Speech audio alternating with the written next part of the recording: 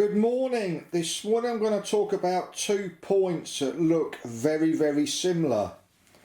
They're both Insel Frog points, both Peco, and that is an ST-241 left hand. The right hand version is 240, and that is an SL-92 left hand.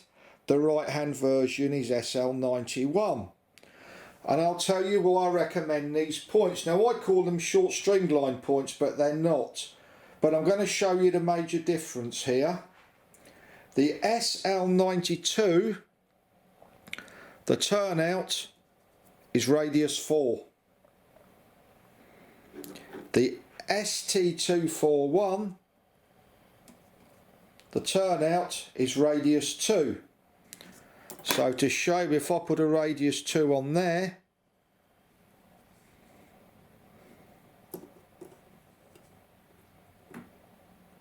you can see it pulls in. It's difficult to show on camera, but it pulls in a lot more.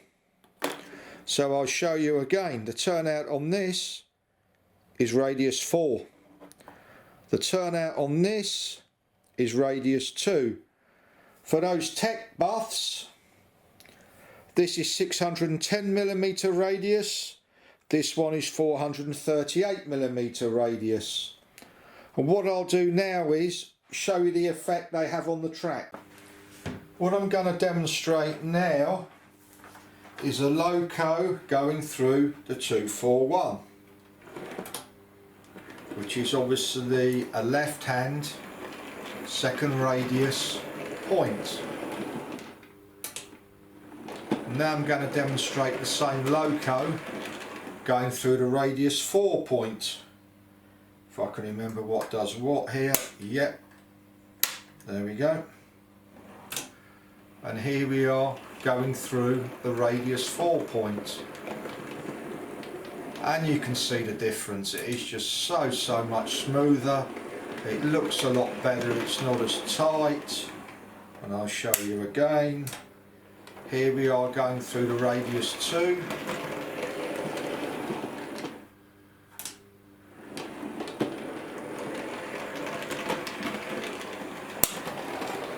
And I'll do it going through the other point. And you can see it is just so much smoother.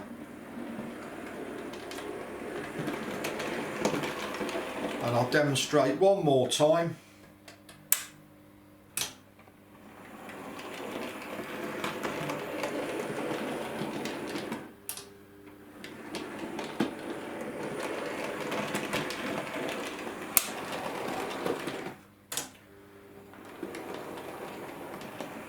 What is also good about these points is if you're in a position where you're going onto a radius 2, it smooths it out.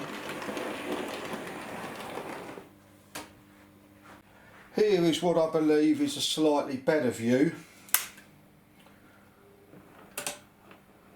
where you can see here, and I'll bring it out.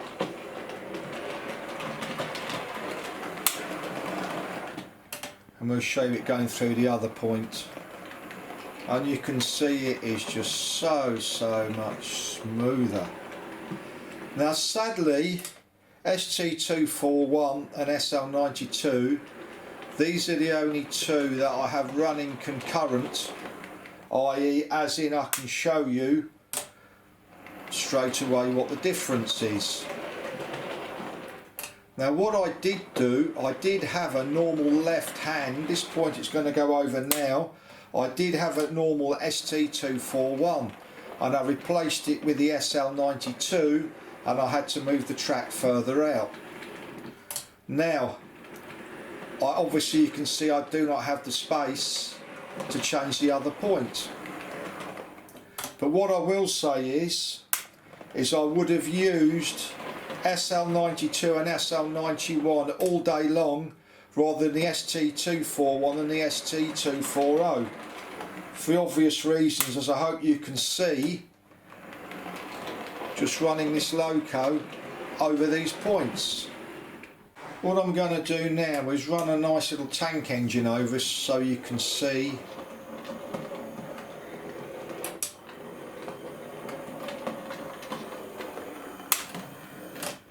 It's all good fun.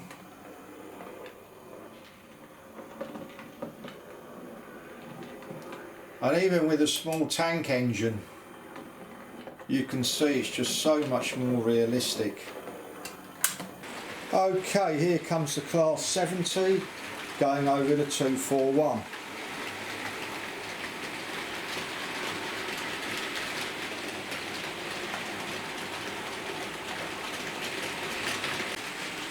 Now you're going to shortly see the loco pass through the 92, which is coming up now.